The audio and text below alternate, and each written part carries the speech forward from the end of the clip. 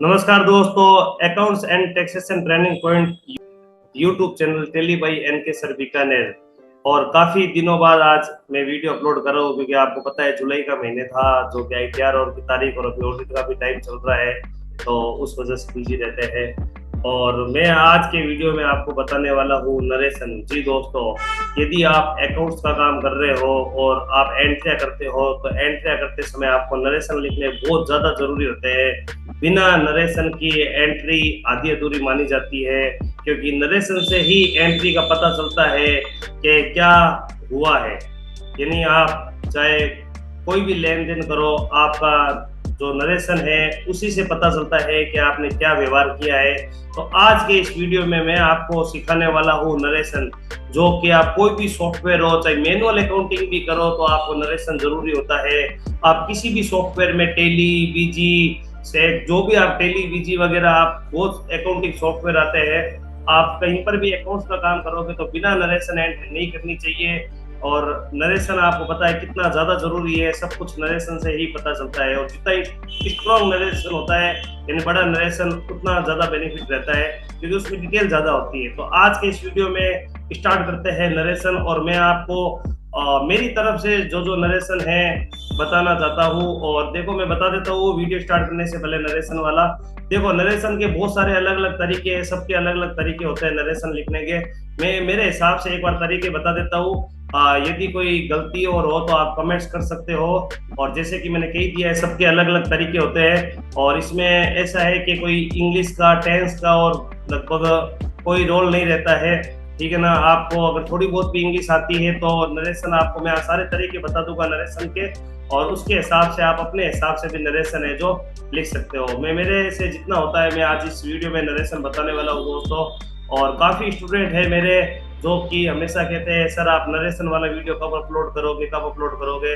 तो आज उनका वेट है जो वो कर रहे थे इंतज़ार, तो अब उनको इंतज़ार करने की ज़रूरत नहीं है। आज ही के दिन नरेशन वाला वीडियो लॉन्च होने वाला है दोस्तों। और काफ़ी ध्यान रखना नरेशन के समय, थोड़ी स्पेलिंग का भी ध्यान रखना।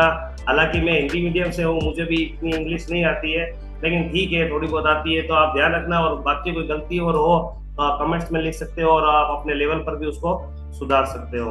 तो आज का वीडियो स्टार्ट करते हैं दोस्तों। नरेशन, जो कि आप कोई भी एंट्री करते हो उस एंट्री का बहुत ही महत्वपूर्ण हिस्सा है दोस्तों, नरेशन। तो दोस्तों नरेशन स्टार्ट कर रहे हैं। सबसे पहले मैं टेली के हिसाब से चल रहा हूँ। जैसे F4 में कॉन्ट्रा एंट्री होती है जो बैंक से रिगार्डिंग हमने इसमें एंट्री करते हैं। सबसे पहले मैं आपको देखो बताता हूँ, बैंक में खाता ओपन करवाते हैं तब कौन सा नरेशन लिखा जाता है। मैं वापस कह रहा हूँ, आप इंग्लिश अपने हिसाब से, टेंस वगैरह में इसमें कुछ इतना ध्यान नहीं दे रहा हूँ, मैं मेरे हिसाब से कर रहा हूँ। नरेशन के सबके अलग अलग तरीके होते हैं, तो आप अपने हिसाब से भी कर सकते हो। और मेरे हिसाब से मैं जो आपको बताना चाहता हूँ बेस्ट ही बताऊंगा, तो आप इसको भी अप्लाई कर सकते हो चाहो तो। और कोई गलती और हो तो आप कमेंट्स में भी लिख सकते हो कि ये भी ऐसे भी लिख सकते हैं, इस हिसाब से भी लिख सकते हैं। तो इससे ज़्यादा से ज़्यादा लोगों तक सही नरेशन भी पहुंचेगा अगर मुझसे कोई गलती होती है तो मैं स्टार्ट कर रहा हूँ। सबसे पहले कॉन्ट्रा में मैं एंट्री F4 में देखो कौन से नरेशन होते हैं। जब भी आप टेली में जाते हो अकाउंटिंग वाउचर में, और F4 यानी कॉन्ट्रा, बैंक से रिगार्डिंग एंट्री, बैंक में रुपए जमा कराना, निकालना और एक बैंक से दूसरे बैंक में ट्रांसफर करने से संबंधित एंट्रियां कॉन्ट्रा में होती है। तो सबसे पहले अपने बैंक में खाता खुलवाते हैं। बैंक में खाता खुलवाने पर आप नरेशन लिखोगे, being new account open in SBI bank and cash deposit. तो ये नरेशन आप लिख सकते हो कि नया अकाउंट ओपन करवाया है और रुपए जमा करवाए हैं, ठीक है दोस्तों। उसके बाद सेकंड एंट्री, सेकंड नरेशन में आपको बताना चाहता हूँ कि अब बैंक में अकाउंट तो खुल गया, और जैसा कि आपको पता है बैंक में नया अकाउंट खुलवाया है और रुपए जमा कराए। देखो नरेशन होता क्या है, जो आप हिंदी में बोलते हो उसको इंग्लिश में ट्रांसलेशन कर लो, वही नरेशन होता है, ठीक है ना। और इसी से अपने को एंट्री का पता चलता है। अगर एंट्री आपने DR, CR, CRDR गलत की और नरेशन आपके कुछ और लिखा हुआ है, जैसे रुपए जमा करवाए, ठीक है ना, तो रुपए जमा कराए तो बैंक अकाउंट दिया टू कैश होता है। लेकिन आपने मान लो एंट्री कर रखी हो कैश अकाउंट दिया और टू बैंक कर रखा हो, ठीक है, और नीचे लिखा है कैश डिपॉजिट, तो अब बताओ यार तो नरेशन गलत होगा कि नीचे तो लिखा है कैश डिपॉजिट, और ऊपर आपने कर रखा है कैश अकाउंट दिया टू बैंक। इसका तो मतलब होता है कैश अकाउंट दिया टू बैंक यानी बैंक से रुपए निकाले। तो इससे अपने को ये पता चलता है नरेशन से कि या तो आपका नरेशन गलत है या फिर आपकी एंट्री गलत है। तो इस हिसाब से नरेशन से भी आप मिलान कर सकते हो ऊपर वाली एंट्री का। ठीक है, तो बैंक में रुपए जमा कराए तो उसकी एंट्री होती है बैंक अकाउंट दिया टू कैश और नरेशन होता है बैंक कैश डिपॉजिट। तो ये इस टाइप से आप नरेशन लिख सकते हो। और अब सेकंड होता है बैंक से रुपए निकालने पर। तो बैंक से रुपए निकालने हुए तो होगा आपके बैंक कैश विड्रॉल यानी बैंक से रुपए निकाले। तो ये नरेशन है। अब आप कहोगे सर हमने तो एटीएम से रुपए निकाले, कोई दिक्कत नहीं, आप एटीएम से भी रुपए निकालोगे तो आप विड्रॉल तो बैंक से ही कर रहे हो। तो bank cash withdrawal from ATM. ठीक है, अब एटीएम में आपका अकाउंट है एसबीआई में और आपने पीएनबी के एटीएम से जाकर निकाल लिए, कोई दिक्कत नहीं, आप ऐसे लिख सकते हो फ्रॉम पीएनबी बैंक एटीएम। तो इस हिसाब से आप कर सकते हो। तो मैं यहाँ वापस एक बार एटीएम ही लिख देता हूँ। ठीक है, तो इस हिसाब से आप है जो नरेशन लिख सकते हो। इसमें एक और रह जाता है एक बैंक से दूसरे बैंक में ट्रांसफर करना। तो आपको मैं बताता हूँ, जैसे मान लीजिए आपका अकाउंट एसबीआई में है और एक पीएनबी बैंक में है। एसबीआई से आपने पीएनबी में रुपए ट्रांसफर किए तो आप नरेशन लिखोगे bank transfer to PNB bank from SBI bank. आप इस हिसाब से लिख सकते हो और आप चाहो तो ऐसे भी लिख सकते हो, मैं बताता हूँ आपको। या फिर आप ये भी लिख सकते हो bank transfer from SBI bank यानी एसबीआई बैंक से ट्रांसफर किए, किसमें किए, इन पीएनबी बैंक। ठीक है ना, एसबीआई बैंक से ट्रांसफर किए, bank transfer from SBI in PNB bank, ये भी लिख सकते हो। ठीक है ना, तो नरेशन के जैसे कि आपको मैंने बताया है बहुत सारे तरीके होते हैं, आप जैसा लिखना चाहो लिख सकते हो। आपकी इसमें कोई भी ऐसे नहीं है कि इंग्लिश का एग्जाम है और आप ओके ये इंग्लिश है जो जांची जा रही है कि आपने क्या कैसे लिखा है, ऐसा कुछ नहीं है। सामने वाले को समझ में आना जरूरी होता है कि आपने लिखा क्या है। तो इनके माध्यम से देखो पता चलता है। सबसे पहला नरेशन है बैंक में अकाउंट ओपन कराया तो साफ पता चलता है बैंक न्यू अकाउंट ओपन कराया है एसबीआई में और कैश डिपॉजिट कराया है। दूसरा नरेशन है रुपए जमा कराए तो बैंक कैश डिपॉजिट हो गया। तीसरा नरेशन देखिए बैंक से रुपए निकाले तो बैंक कैश विड्रॉल हो गया। चौथा नरेशन है एटीएम से रुपए निकाले तो bank cash withdrawal from ATM हो गया। और पांचवा नरेशन है एक बैंक से दूसरे बैंक में ट्रांसफर करने पर तो bank transfer to PNB from SBI या फिर bank transfer from SBI bank in PNB bank. तो इस टाइप से आप कर सकते हो नरेशन। ठीक है दोस्तों, अब अपने चलते हैं F4 में। इतने ही ये जो एंट्री होती है हमने नरेशन लिखा चुके हैं। अब अपने चलते हैं F5। अब देखो F5 होता है पेमेंट के लिए होता है और इसमें कौन कौन से नरेशन लिखे जाते हैं। जो भी आप नकद भुगतान करते हो या बैंक से भुगतान करते हो तो वो सारे नरेशन है जो अपने F5 यानी पेमेंट में एंट्री होती है तो उसके नरेशन यही लिखे जाएंगे। अब अपने मानते हैं F5 में जैसे किसी को सैलरी का भुगतान कर रहे हैं, ठीक है ना, तो सैलरी का भुगतान कर रहे हैं, मान लो अप्रैल महीने की किसी को सैलरी दी है तो आप लिखोगे बैंक कैश। अब किसको दी है सैलरी, राम को दी है, bank cash paid to Ram और अप्रैल मंथ सैलरी। इस हिसाब से आप नरेशन लिख सकते हो और एक साथ सैलरी दे रहे हो तो नरेशन में लिख सकते हो bank cash paid to staff और अप्रैल मंथ सैलरी। तो ये है नरेशन का तरीका सैलरी देने पर। अब आप कह रहे हो कि हमने पेट्रोल भरा है सर, उसका नरेशन क्या होगा। तो देखो आपको उसका नरेशन भी बताते हैं। पेट्रोल भरवाओगे तो उसका नरेशन क्या होगा अभी आपको बताते हैं। देखो बैंक कैश पेड और पेट्रोल एक्सपेंसेस, ठीक है ना। अब देखो इसमें चाहो तो आप जितना बड़ा चाहो लिख सकते हो। जैसे पर्सनल लेवल पर आज मैं पेट्रोल भराता हूँ, देखो मैं तो नरेशन क्या लिखता हूँ आपको बताता हूँ। ये तो आप बिजनेस के उद्देश्य से पेट्रोल भराते हो तो ये लिखो, साथ में बिल नंबर लिखना मत भूलना। जो भी आप पेट्रोल भरवाते हो तो उसका बिल जरूर लाना और वो बिल नंबर यहाँ लिखा जाता है डैश डैश करके। आप जो भी ये बिल नंबर है तो आप लिख सकते हो, ठीक है ना। अब आप कहोगे मैं कैसे नरेशन लिखता हूँ, मैं देखो पर्सनल अकाउंटिंग करता हूँ ना, उस समय मैं लिखता हूँ नरेशन बैंक कैश पेड और पेट्रोल फिल ऑन कितने किलोमीटर पर भरवाया। जैसे मैंने भराया है पेट्रोल 25,435 किलोमीटर पर। कितने लीटर भराया है, मान लो मैंने 3 लीटर भराया है, ठीक है ना। और बिल नंबर फिर लिख दूंगा, बिल नंबर। तो इस हिसाब से देखो, मैं तो इससे नरेशन लिखता हूँ ताकि मुझे पता चलता है कि मैंने कितना किलोमीटर पर पेट्रोल भराया। लेकिन बिजनेस में ऐसा नहीं लिखा जाता, ये तो पर्सनल के लिए मैंने बता दिया आपको, ठीक है ना। तो बिजनेस में आप ऐसा नहीं लिखोगे। बिजनेस के लिए आपको जो मैंने एंट्री बताई है कि बिन cash paid for petrol expenses और बिल नंबर है जो आप लिख सकते हो। और पेमेंट में देखो कौन कौन से होते हैं, जैसे ये नगद भुगतान की हो गई। और आप मान लो आज नगद फर्नीचर खरीद कर लाते हो, कोई फिक्स एसेट्स खरीद कर लाते हो, कंप्यूटर खरीद कर लाते हो, तो उसमें क्या नरेशन होता है। मान लीजिए आप नगद, देखो पेमेंट के अंदर नगद ही आएगा या बैंक से आएगा या फोन पे से भी आ जाएगा, है ना। फोन पे का अकाउंट है जो बैंक के अंडर में होगा तो वो भी आ जाएगा। अब देखो आप मान लो आज फर्नीचर खरीद कर लाते हो, एग्जाम्पल के लिए मान लेते हैं कि महेश फर्नीचर से 10,000 का नगद फर्नीचर खरीदा, तो आप नरेशन लिखोगे being cash paid for furniture purchase from Mahesh furniture, ठीक है। और बिल नंबर लिख दोगे।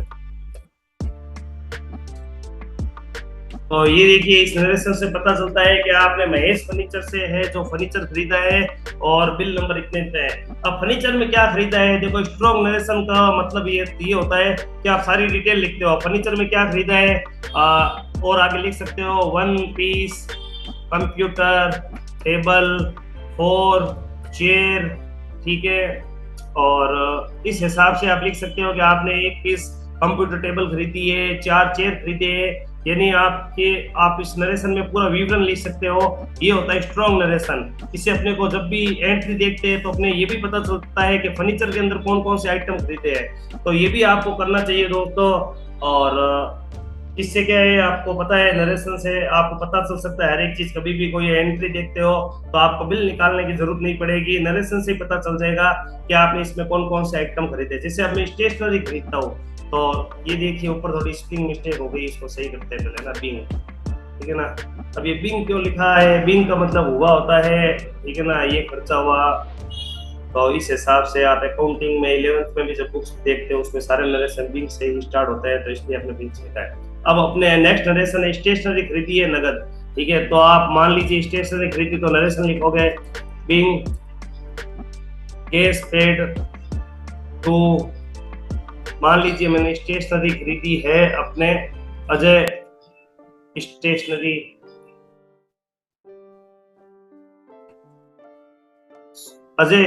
से स्टेशनरी खरीदी है। Being cash paid to Ajay stationery को आप रुपए पे करोगे।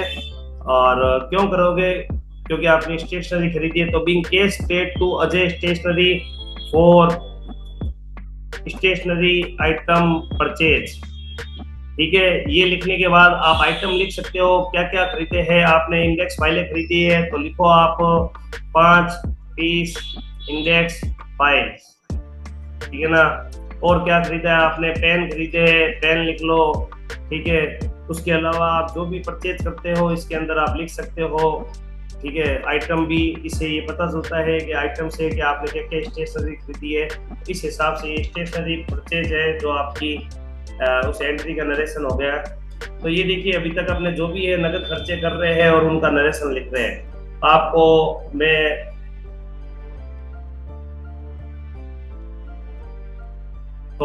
मैं आशा करता हूँ कि आपको ये समझ में आया होगा दोस्तों, अभी तक जो भी नरेशन कराया है मैंने। और पेमेंट के अंदर देखो और क्या नरेशन कर सकते हैं, देखो एसेट्स हो गए, खर्चे हो गए नगद के। अब मान लीजिए अपने कोई फोन पे से करते हैं भुगतान, ठीक है। जैसे कि मान लीजिए ऑफिस में अपने वाटर कैंपर आते हैं, वाटर कैंपर का 600 रुपये फोन पे कर दिया, ठीक है। तो उसमें क्या नरेशन लिखोगे, आप लिखोगे बिंग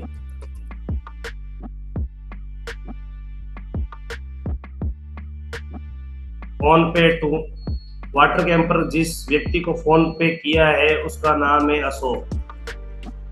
अशोक जी। और क्यों किया है, water camper of April month charges. तो देखो इस नरेशन से पता चलता है कि मैंने अशोक जी को फोन पे किया है, जो कि अप्रैल महीने के वाटर कैंपर के चार्जेज है।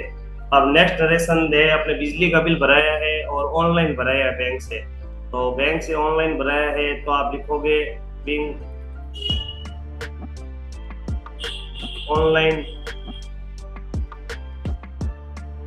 पेमेंट और इलेक्ट्रिक बिल, ठीक है ना। अब किस महीने का बिल है आपके वो भी लिख सकते हो, और अप्रैल महीने का है तो अप्रैल मंथ लिख सकते हो आप इसके अंदर। और आपको रिसिप्ट मिलती है तो वो रिसिप्ट नंबर भी आप लिख सकते हो कि आपको ये रिसिप्ट मिली है, ये जरूर लिखा करो आप, है ना। आपको जो भी बिल और मिलता है ना, रिसिप्ट मिलती है, बिल मिलते हैं, उसके नंबर जरूर लिखा करो, है ना। क्योंकि नंबर लिखने से अपने को पता चलता है कि ये है वाउचर है जो इस महीने का है, ये बिल नंबर है, ठीक है दोस्तों। तो मेरे ख्याल से F5 पे आप देखिए जितने भी टाइप के नरेशन होते हैं मैं करा चुका हूँ। आप इसको अपने लेवल पर और ज्यादा अच्छी तरीके से कर सकते हो। मैंने तो आपको शॉर्ट तरीके से बताया है नरेशन। तो जैसे कि मैंने स्टार्टिंग में बता दिया था, हर एक का अलग अलग तरीका होता है। तो हो सकता है मेरा वीडियो देखकर कोई कहे ये कोई तरीका है क्या, गलत है ये नरेशन, तो कोई दिक्कत नहीं, गलत है। देखो मैं तो ऐसे ही नरेशन करता हूँ, सामने वाले को समझ में आना चाहिए। और आपको ज्यादा आता है और नॉलेज है तो आप कमेंट्स में लिखिए, जरूर लिखिए, मैं तो कहता हूँ, ताकि लोगों को आपके बारे में भी पता चल सके। इस वीडियो के माध्यम से आप कमेंट्स में लिख रहे हो तो आपको भी, लोगों को मालूम तो चले ना कि इसको ज्यादा नॉलेज है नरेशन का। तो जरूर लिखिए आप मेरे कमेंट्स में, जिसको और अच्छी तरीके से नरेशन आते हैं। तो मुझे तो देखो जितना आता है मैं लिख रहा हूँ, और मेरी कोई इंग्लिश भी है जो तेज नहीं है, जो मैं एक एक चीज है जो आपको उस हिसाब से, लेकिन पर्याप्त है इतना नरेशन। लोगों को क्या है कि आपके जो भी ऑडिट करता है या अकाउंटिंग चेक करता है उनको समझ में आना चाहिए, देखिए, ठीक है ना। आपको वहाँ ये कोई नहीं कहेगा कि आपको ये क्या नरेशन लिखा है, आपको टेंस ही नहीं आते, आपको इंग्लिश ही नहीं आती, ठीक है ना। हाँ, इंग्लिश के जो मीनिंग है वो सही होने चाहिए, ठीक है ना। ऐसा नहीं कि आप मीनिंग ही गलत लिख रहे हो, सामने वाले को वो सब भी समझ में नहीं है, वो चीज नहीं होनी चाहिए, ठीक है ना। मीनिंग सही होने चाहिए आपके।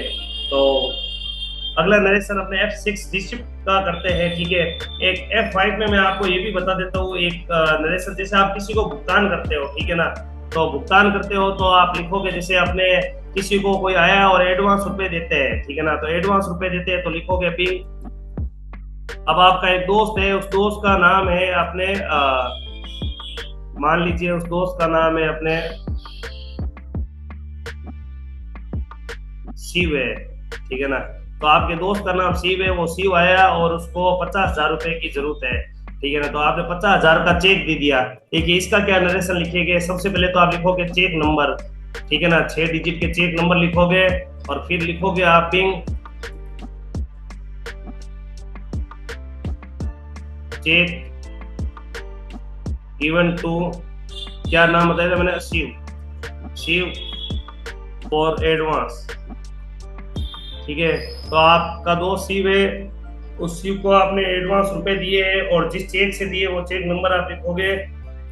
तो इस टाइप से आप किसी को एडवांस रुपए और देते हो तो वो लिख सकते हो, कोई स्टाफ को भी देते हो तो स्टाफ को भी आप यहाँ सेम नरेशन यही हो जाएगा। कैश देते हो तो भी कैश पेड टू शिव, इस टाइप से आप नरेशन लिख सकते हो, ठीक है दोस्तों। ये हो गया आपके F5 के। अब अपने चलते हैं F6। दोस्तों मैं बता देता हूँ, वीडियो देखो, आपको हो सकता है बोरिंग लगे, लेकिन देखो ये वीडियो आप देख लीजिए, बहुत ज्यादा जरूरी है। पूरा वीडियो देखिए, मैं एक एक नरेशन बता रहा हूँ, F4 से लेकर F9 तक पूरे आपको बताऊंगा। टेली में जो जो है नरेशन लिखे जाते हैं, टेली छोड़ो आप अदर सॉफ्टवेयर में भी ये नरेशन है जो आप इस्तेमाल कर सकते हो, क्योंकि एंट्री तो आपके हर एक जगह, कोई भी सॉफ्टवेयर हो, मैनुअल हो, कोई भी सॉफ्टवेयर हो, एंट्री तो यही होनी है। F6 होता है रिसिप्ट के लिए। आज आपको मान लो किसी से रुपए प्राप्त होते हैं नगद, तो आप नरेशन लिखोगे पिंग कैश रिसिप्ट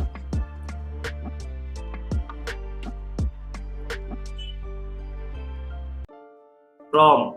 अब किससे रुपए प्राप्त हुए थे, मान लीजिए आपने शिव को रुपए दिए थे ना ऊपर, शिव से एक बार रुपए प्राप्त हो गए कुछ नगद, ठीक है। तो आप लिखोगे being cash receive from Shiv, है ना। बिंग आपने शिव से है जो रुपए दे रखे थे वो प्राप्त हुए, तो being cash receive from Shiv, क्यों प्राप्त हुए, अगेंस्ट एडवांस गिवन। आपने जो एडवांस दिए हुए थे उसके अगेंस्ट में आपको प्राप्त हुए वो रुपए, तो इस टाइप से आप नरेशन लिखोगे। और आपको देखो मान लो आज आप LIC के एजेंट हो और आपको कमीशन मिला है, ठीक है ना, आप कोई भी इंश्योरेंस एजेंसी के एजेंट हो, आपको कमीशन मिला है और आपके कमीशन है जो बैंक में आया है, तो बैंक में आया है तो आप लिखोगे इसके अंदर NEFT रिसिप्ट, ठीक है ना, किससे, फ्रॉम LIC। जो भी आपकी एजेंसी है उस एजेंसी का नाम आ जाएगा। यहाँ मैंने LIC लिख दिया है तो आप अपनी एजेंसी का नाम लिख सकते हो। बिंग NEFT रिसिप्ट, आप बिंग से भी शुरुआत कर सकते हो, being NEFT receipt from LIC against commission, ठीक है ना। तो ये इस हिसाब से आप नरेशन लिख सकते हो कि LIC से जो कमीशन के अगेंस्ट में आपको NEFT प्राप्त हुई है, ठीक है। तीसरा नरेशन अपन लिखते हैं रिसिप्ट के अंदर, जैसे और आपको देखो इसके अंदर नकद प्राप्त हो गए, NEFT प्राप्त हो गई, ठीक है। और रिसिप्ट के अंदर आपके मान लो आपको आज बैंकों से ब्याज प्राप्त होता है, ठीक है ना, तो ब्याज प्राप्त होता है तो वो भी एंट्री रिसिप्ट में की जाती है, या किसी बैंक के अलावा कोई अदर है आपको उनसे ब्याज प्राप्त होता है तो नरेशन आप लिखोगे being interest receipt from bank, या जो भी आपके है जो पार्टी का नाम यहाँ आ जाएगा, ठीक है ना। तो इंटरेस्ट रिसीव फ्रॉम बैंक या पार्टी का नाम जहाँ से भी आपको ब्याज प्राप्त हो रहा है तो उस हिसाब से आप ये नरेशन लिख दोगे। तो इस हिसाब से रिसिप्ट के अंदर ये नरेशन लिखे जाते हैं, ठीक है दोस्तों। अब अपने चलते हैं F7 के अंदर। F7 होता है जनरल, ठीक है ना। जो भी आप जनरल एंट्री इसमें करते हो उनके नरेशन देखते हैं। जैसे जनरल में कौन कौन सी एंट्री होती है, जो आप उधार संपत्ति खरीदते हो, एसेट्स और उधार खर्चे हो गए, और एडजस्टमेंट की एंट्री, डेप्रिसिएशन और जो भी है वो सब F7 में होती है जनरल के अंदर, ठीक है। तो अब देखिए इसमें आज मैं मान लो आज कंप्यूटर लेकर आया हूँ उधार, एग्जाम्पल के लिए जैन कंप्यूटर से मैं कंप्यूटर लेकर आया हूँ, तो आप लिखोगे being computer purchase from Jain computer, bill number इतने, ठीक है। इस हिसाब से आपका नरेशन हो जाएगा। और लिख सकते हो कौन सा कंप्यूटर लाए, क्या उसमें उसकी कंप्यूटर की जानकारी है वो आप नरेशन में लिख सकते हो, ठीक है दोस्तों। अब कोई उधार खर्चा हो गया, उधार खर्चा मान लीजिए आपने आज ऑफिस के लिए है जो स्टेशनरी खरीदी है उधार, ठीक है ना। स्टेशनरी का अपना नगद का कर चुके हैं, उधार का देखो नगद का तो F5 में होगा, उधार है तो उधार खर्चे की एंट्री कहाँ होती है, F7 में होती है, ठीक है। तो आज देखिए आपकी स्टेशनरी खरीदी है आपने, मान लीजिए विजय स्टेशनरी से, ठीक है। तो बिंग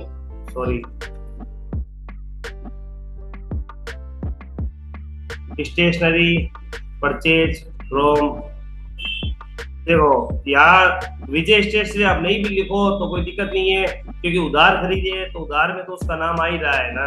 तो अभी स्टेशनरी परचेज लिख सकते हो और सीधा बिल नंबर लिख सकते हो। इसमें आपको नाम लिखने की जरूरत नहीं है, क्योंकि उधार खरीदे तो उधार खरीदे तो आपका नाम ऊपर आ ही रहा है, स्टेशनरी एक्सप्रेस अकाउंट दिया तो विजय स्टेशनरी, उसमें नाम आ रहा है तो आप सीधा लिख सकते हो being stationery purchase, bill number इतने इतने ये हो गए। और उसके अलावा क्या क्या स्टेशनरी के आइटम है वो सारे आइटम आप लिख सकते हो, ठीक है दोस्तों। आगे देखते हैं और कौन कौन से नरेशन होते हैं F7 के अंदर। डेप्रिसिएशन के नरेशन होते हैं, तो डेप्रिसिएशन के नरेशन अपने लिखते हैं। जैसे मान लो डेप्रिसिएशन देखो आप अलग अलग भी लिख सकते हो, और एक साथ अगर डेप्रिसिएशन लगा रहे हो तो आप लिखोगे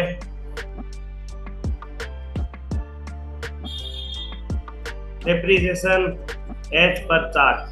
तो जिस चार्ट के अनुसार आप डेप्रिसिएशन लगा रहे हो वो उस चार्ट के अनुसार लगा रहे हो तो आपको नरेशन में लिखना पड़ेगा डेप्रिसिएशन एज पर चार्ट। और आप यदि अलग अलग डेप्रिसिएशन लगा रहे हो तो आप लिखोगे depreciation on computer at the rate 40%, ठीक है। फर्नीचर पर लगा रहे हो तो आपको ऐसे लिखना पड़ेगा depreciation on furniture at the rate 10%, ठीक है दोस्तों। और मशीनरी पर 15% होता है, जो भी आपकी मशीनरी आइटम है, तो इस हिसाब से आपको अलग अलग पर ये लिखना पड़ेगा। एक साथ एंट्री करें तो डेप्रिसिएशन एज पर चार्ट लिख सकते हो। तो ये सारी एंट्री है जो उधार खर्चे की हो गई, उधार संपत्ति की हो गई, और एडजस्टमेंट की डेप्रिसिएशन की एंट्री है जो आपके F7 में होती है। अब देखो F8 में क्या नरेशन करोगे। F8 होता है आपके लिए सेल का। सेल में देखो नगद सेल करो चाहे उधार सेल करो, वो सारी F8 में होती है। ठीक है, F8 में अगर आप नगद सेल करते हो तो देखो क्या नरेशन लिखोगे। अब नगद में आप नाम भी लिख सकते हो, being goods sales to Amit. ठीक है ना, अमित को आपने नगद बेचा है तो इस हिसाब से आप लिख सकते हो और बिल नंबर लिख दो यहाँ पर आप नरेशन में जो भी बिल नंबर है। और उधार माल बेचोगे तो आप लिखोगे बिंग गुड्स सेल और बिल नंबर। अब आप कहोगे उधार में नाम क्यों नहीं लिखा। अरे उधार में तो नाम आ रहा है ना पार्टी का, जिसको भी पार्टी को बेचा XYZ पार्टी अकाउंट दिया टू सेल, तो उसमें तो नाम आ जाएगा, तो इसमें लिखने की जरूरत नहीं है। ठीक है दोस्तों, तो इसमें नरेशन में केवल छोटा सा नरेशन है, वो लिखा जाता है गुड सेल किया है और बिल नंबर ये है। ठीक है ना, और आप कोई है सीधा बिल नंबर लिख देते हैं तो भी कोई दिक्कत नहीं है, पता है सेल की एंट्री सेल किया है तो आप ऐसे भी लिख सकते हो बिल नंबर। ठीक है, और टॉप पर आप वाउचर टाइप में बिल नंबर लिखते हो तो आपको नरेशन लिखने की भी जरूरत नहीं है सेल के अंदर दोस्तों जी। ठीक है, तो ये हो गया। आप नगद सेल करते हो तो आप उसका नाम लिख सकते हो, being good sale to Amit. उधार करते हो तो सीधा बिल नंबर लिख दो और डायरेक्ट बिल नंबर भी लिख सकते हो। और वाउचर टाइप में आप बिल नंबर लिख रहे हो तो नरेशन लिखने की भी जरूरत नहीं है F8 के अंदर सेल के अंदर। ठीक है दोस्तों, अब अपने चलते हैं F9 होता है दोस्तों परचेज के लिए। ठीक है, परचेज में देखो आप क्या लिखोगे। परचेज में लिखोगे बिंग गुड्स परचेज फ्रॉम। अब देखो नगद खरीदा है तो आपको दुकान का नाम लिखना पड़ेगा, जैसे बालाजी ट्रेडर से माल खरीदा है तो उसका नाम लिखो और बिल नंबर लिखो यहाँ पर। ठीक है, तो इस हिसाब से नगद आपने खरीदा है तो फर्म का नाम आएगा। अब उधार की भी देख लेते हैं, तो उधार में लिखोगे बिंग गुड्स परचेज।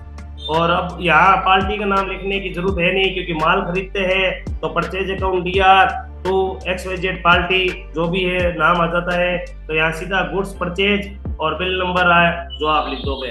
तो ये हो गया नगद और उधार खरीद की एंट्री के नरेशन। तो दोस्तों इस वीडियो के माध्यम से देखो मैंने आपको एक एक जो वाउचर टाइप होते हैं, 4 कॉन्ट्रा, F5 जो कि payment, F6 receipt, F7 general, F8 cell और F9 परचेज, ये सारे नरेशन है जो मैंने आपको बताए हैं। और इस हिसाब से जो आप नरेशन लिख सकते हो। अब देखिए कुछ नरेशन में आपको 2 एक्स्ट्रा और बता देता हूँ डेबिट नोट के। ठीक है, जो भी आप माल खरीदते हो, खरीदा हुआ माल जब आप खरीदा हुआ माल जब आप रिटर्न करते हो उस समय डेबिट नोट करता है। ठीक है, डेबिट नोट में जो खरीदा हुआ माल आपने रिटर्न किया है तो उसके अगेंस्ट में देखो नरेशन लिखोगे आप बिंग गुड्स रिटर्न। ठीक है, गुड्स है जो आपने जो खरीदा है वो रिटर्न कर दिया है। ठीक है, अब इसमें पूरी आप डिटेल लिखोगे जो गुड्स रिटर्न किया है आपने। ठीक है, उसमें लिखोगे बिल नंबर, आपका जो भी बिल नंबर था जिस समय आपने माल खरीदा था और उसकी क्या डेट थी, वो डेट भी आपको लिखनी पड़ेगी यहाँ पर। ठीक है ना, अगेंस्ट आप इससे पहले लिख सकते हो आपने जो गुड्स रिटर्न किया है वो किसके अगेंस्ट में किया है। ठीक है, तो इस हिसाब से Bing goods return against bill number ये और डेट ये। ठीक है, तो इस हिसाब से आपका गुड्स रिटर्न का जो आपने खरीदा हुआ माल किसी को वापस देते हो तो डेबिट नोट करता है, और एक होता है क्रेडिट नोट। अच्छा, आप कहोगे इसके अंदर आपने F9 वो लिखा नहीं, तो इसमें होता है कंट्रोल प्लस F9। ठीक है, देखो कंट्रोल F9 में लिख तो देता हूँ, टेली ERP 9 और में कंट्रोल प्लस F9 करने पड़ते थे। इससे पहले आपको ऑप्शन भी खोलने पड़ते हैं, लेकिन अब जैसे कि टेली प्राइम और आ गया है तो सब में अलग अलग तरीका, इसलिए मैंने ये लिखा नहीं है, तो ये मैं लिखना नहीं चाहता हूँ। तो आपको डेबिट नोट जहाँ दिखे वहाँ आप ये नरेशन लिख सकते हो। और अब मैं लिखता हूँ क्रेडिट नोट। क्रेडिट नोट क्या होता है, जब भी आप किसी को सेल करते हो और आपका गुड्स वापस आ जाता है, ठीक है ना, तो उस समय ये नरेशन लिखा जाता है। बेचा हुआ माल जब वापस आता है उस समय क्रेडिट नोट करता है। ठीक है, तो क्रेडिट नोट की ये सारा डेबिट नोट क्रेडिट नोट में मेरे पहले वाले वीडियो में ऑलरेडी बता चुका हूँ, और आप जरूर देखिए मेरे जितने भी वीडियो है Tally by NK sir Bikaner में। उस सारे वीडियो में मैंने जीरो लेवल से एक्सेल, जीरो लेवल से MS वर्ड और भी मैं आगे वीडियो बनाता रहूँगा कंप्यूटर रिगार्डिंग भी। और उसके अनुसार जो अकाउंट्स के वीडियो है जो जिसमें मैंने नियम, मीनिंग्स और ये सारी चीज़ें बताई है। और अब इसके बाद का जो नेक्स्ट वीडियो है उसके अंदर मैं आपको टेली के अंदर कैसे कंपनी बनती है, क्रिएट कंपनी, कैसे नाम, एड्रेस वगैरह चेंज कर सकते हैं वो, और कैसे डिलीट कर सकते हैं, ये सारी चीज़ें बताने वाला हूँ नेक्स्ट वीडियो में। तो इसी तरह आप हमारे जो चैनल है टेली बाय NK सर से बने रहे और सब्सक्राइब जरूर कीजिए दोस्तों, और जितना हो सके इसको शेयर भी कीजिए। देखो सब्सक्राइब करने में देखो दोस्तों आपकी कुछ नहीं जाता है, सब्सक्राइब जरूर कीजिए, क्योंकि आपके सब्सक्राइब करने से और ज़्यादा से ज़्यादा आप लाइक करोगे, शेयर करोगे, तभी क्या है कि मुझे भी है जो प्रेरणा मिलती है आपके लिए बेस्ट वीडियो बनाने की। ठीक है दोस्तों, सब्सक्राइब करने में आपको लगता है कि कुछ नहीं लगता है, तो सब्सक्राइब तो आप किया करो कम से कम। ठीक है दोस्तों, और हो सके तो शेयर भी कर दिया करो और लाइक भी कर दिया करो। वीडियो अच्छा लगे तो लाइक जरूर किया करो दोस्तों। तो अपने देखो क्रेडिट नोट के बारे में अब बताता हूँ मैं। बिंग गुड्स, देखो इसके अंदर क्या लिखोगे, आपने जो माल बेचा था ना, जो बेचा हुआ माल आपके पास वापस आया है ना, तो गुड्स है जो आपने रिसिप्ट किया है यहाँ पर, ठीक है ना, रिसिप्ट किया है, किससे रिसिप्ट किया है उस पार्टी का नाम यहाँ आ जाएगा। ठीक है ना, जिस पार्टी से भी आपने रिसिप्ट किया है उस पार्टी का नाम आ जाएगा, बिंग गुड्स रिसिप्ट फ्रॉम, जो भी है आपकी पार्टी का नाम। ठीक है ना, अब वो गुड्स किसके अगेंस्ट में, इसमें भी आप लिखोगे जो आपके बिल था उस बिल का नंबर लिखोगे एंड डेट लिखोगे, बिल नंबर, ताकि आपको पता चले कि इस बिल के अगेंस्ट है जो माल वापस आया है। ठीक है ना, किस पार्टी ने किया और कौन सा बिल नंबर था और कौन सी तारीख थी, वो सारा आप लिखोगे। तो ये दोस्तों मैं सारे नरेशन आपको बता चुका हूँ, और वापस कहता हूँ आप अपनी तरफ से भी बेस्ट नरेशन है जो लिख सकते हो, बना सकते हो दोस्तों। और इसमें कोई गलती हो तो आप कमेंट जरूर कीजिए मुझे, ठीक है ना। और आप अपनी तरफ से भी कोई नरेशन बताना चाहता है तो मैं वेलकम करता हूँ, आप मेरे कमेंट्स में लिख सकते हो, ताकि ज़्यादा से ज़्यादा लोगों को आपके बारे में भी पता चल सके कि ये देखो ये इसका बेस्ट नरेशन है, इसका बेस्ट नरेशन है। तो दोस्तों आज के वीडियो में इतना ही, और यदि आपको मेरा वीडियो अच्छा लगे तो आप लाइक और शेयर जरूर कीजिए, ताकि मैं इसी तरह आपके लिए बेस्ट वीडियो बनाता रहूँ। तो धन्यवाद दोस्तों।